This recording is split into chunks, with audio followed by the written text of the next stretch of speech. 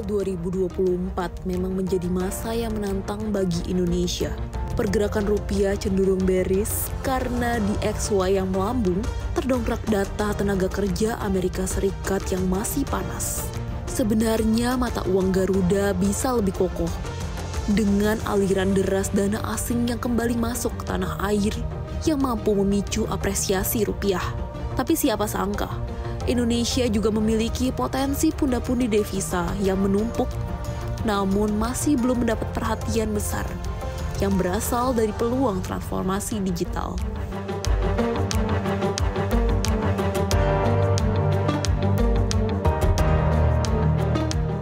Ya pemirsa, salah satu potensi yang belum dimaksimalkan secara penuh adalah data center. Diketahui nilai dari data center per 2020 mencapai 22,9 triliun rupiah. Angka ini pun diprediksi akan naik 2 kali lipat pada 2026 yang mencapai 49,8 triliun rupiah. Hal ini tak terlepas dari banyak dan menjembuknya masyarakat Indonesia, penetrasi internet yang makin meningkat dan menjadikan 40% dari digital ekonomi di Asia Tenggara berputar di Indonesia.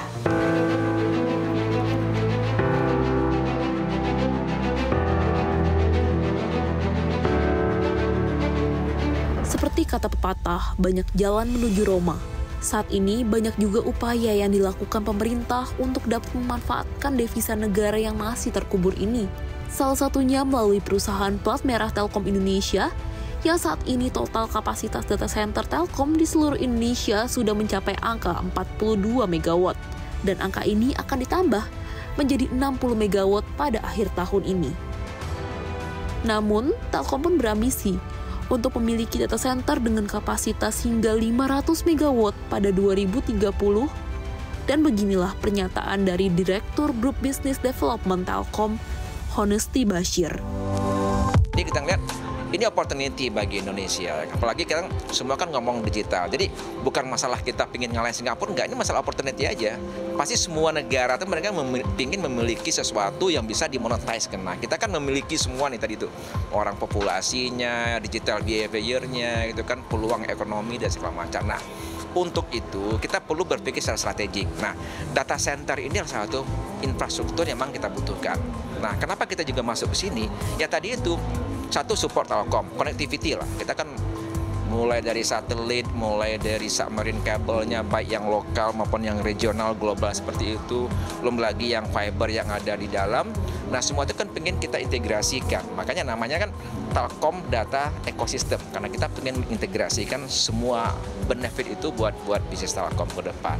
Nah, saya ngeliat ini juga satu hal yang memang sekarang semua orang berlomba-lomba ke sana gitu. Di time to market juga menjadi satu isu besar.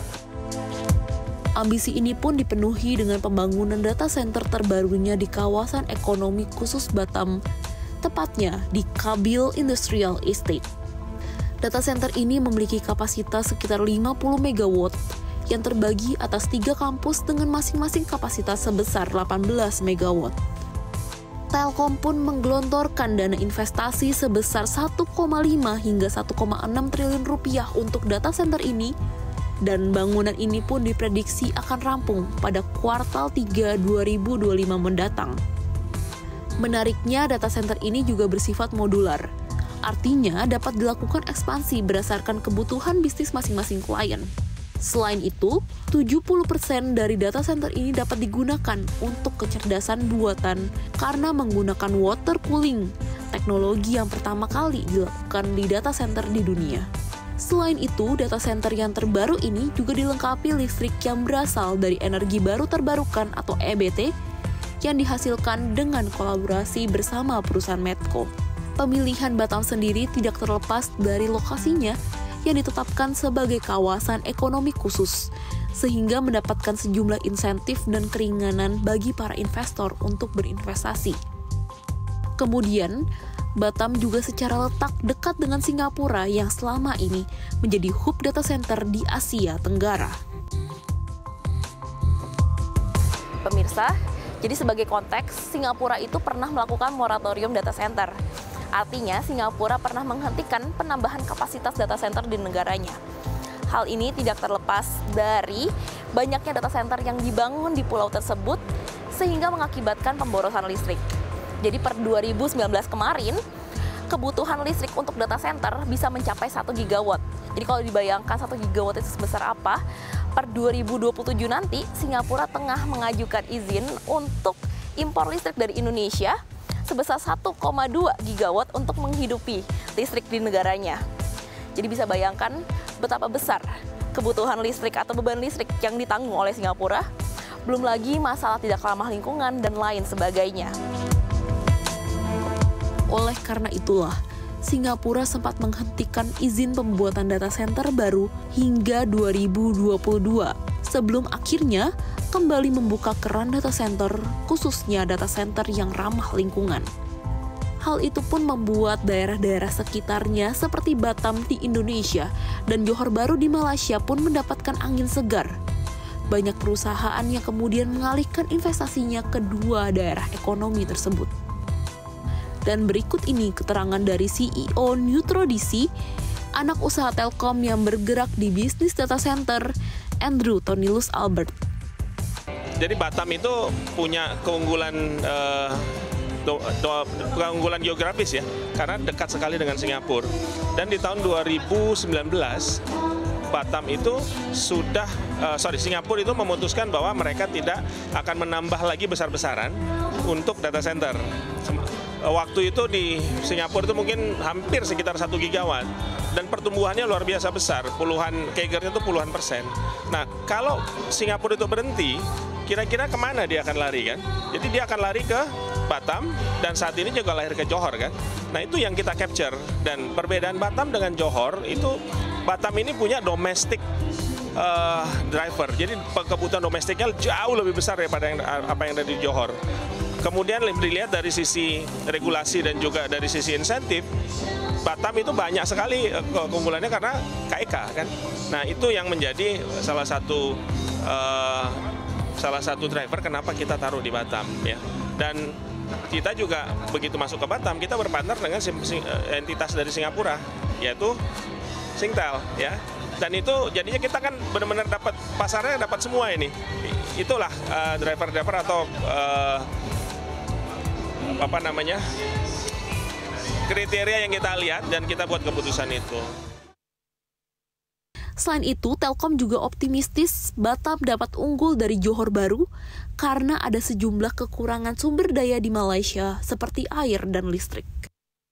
Sehingga kita pengen ya kenapa Batam ini ya.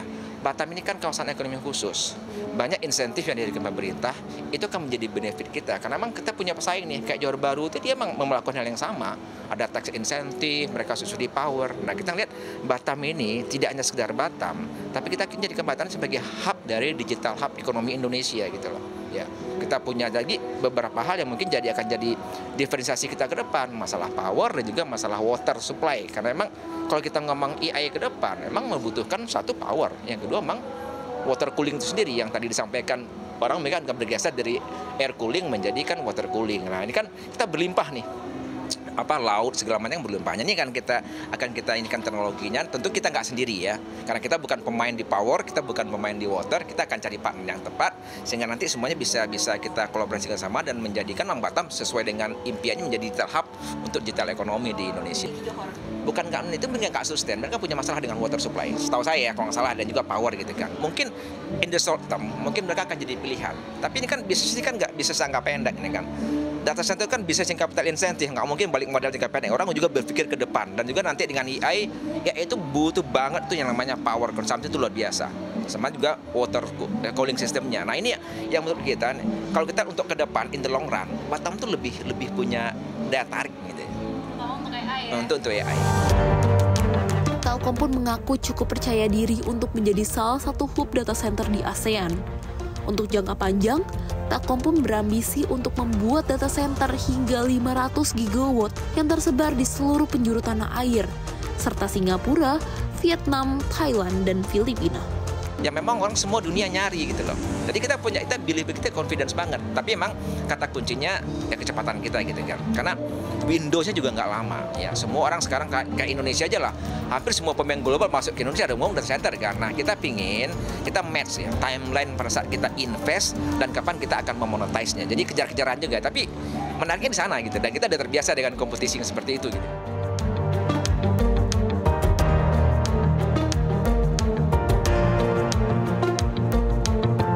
Ya, dan begitulah cara Telkom menggapai cita-citanya sebagai salah satu pemain data center global.